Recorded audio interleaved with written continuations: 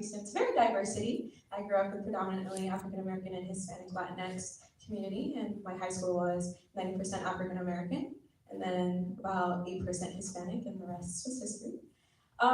So my time here at UNL has been very.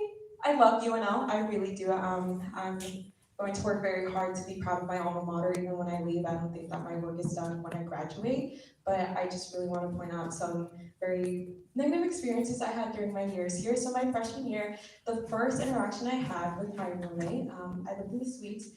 She was talking to me about the cold, and obviously being from Houston, I don't know anything below like 80 degrees weather. And she was telling me about some coats that I could buy, and she was like, "Yeah, go to North Face and then Columbia." And she was like, "But if you could afford it, of course." Right, because being a woman of color, I'm poor and broke, and I have nothing going for me. Little did she know I was here on a full ride. I worked very hard. I hold 4 jobs currently, so I know what it's like to put in the work. That was my freshman year experience. After that, I wanted to transfer back home, but I didn't. My sophomore year here, I was a part of the Multicultural Greek Council. I have some sorority sisters here, but my sophomore year, we had our MGC advisor. She left, and we did not have an MGC or an MPHC advisor, which MGC is the Multicultural Greek Council, and PHC is the National Pan-Hellenic Council, or Divine Nine. So we are predominantly marginalized Greek fraternities and sororities here on campus.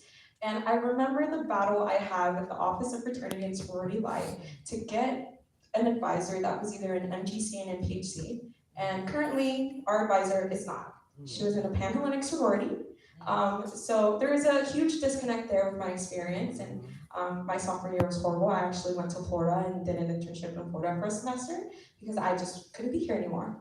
And then my junior year, I am a criminology major, like I said, and that is a predominantly white heterosexual man major. All of my professors are white men. And I remember once bringing up a concern to a professor saying that they shouldn't use specific vocabulary because they were racial slurs in their class, and he told me to deal with it, sweetheart. So I have had very bad experiences here academically, and currently I am applying to grad schools, and it's been really hard to select professors that I would want to represent me and what my endorsement would be and my values and my cores for these letters of recommendation when my pool is of 3.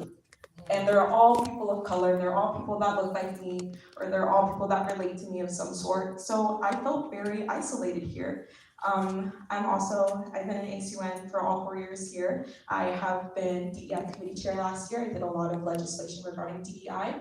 I mandated DEI training in the ACUN Senate. I did the multicultural and PhD mural. I've done ECMO, which is the Executive Councils of Multicultural Organizations that would fall under student life and leadership, but that has taken a pause due to the budget cuts and ODI transition. So I have dipped my toes in this, and it has been very disappointing to see the university that I have put so much work in, so much love, just so much passion into just trying to make it a little bit better, to take 20 steps back and just tell me that, hey, you're paying, again, like Yuri said, thousands of dollars to be here, but I'm gonna go fund somebody else's education, because clearly the education I'm getting doesn't involve anything on race, and the criminal justice system should talk about race.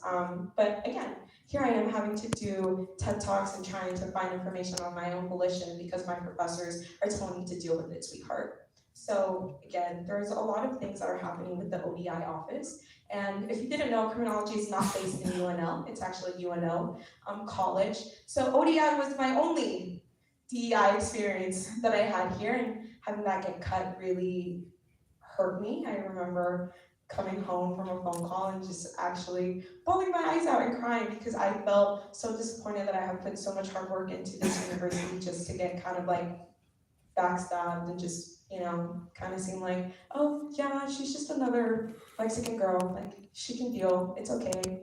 And I know that we are PWI and we are predominantly white, but that doesn't mean we're all white. You still have 22% of students that matter here, so that should be something that administration should be considering is, yes, we understand that you care for 78% of the student population, but what about the other 22%?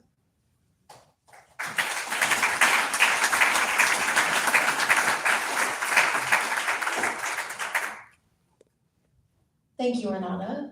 We're going to hear from Alda next.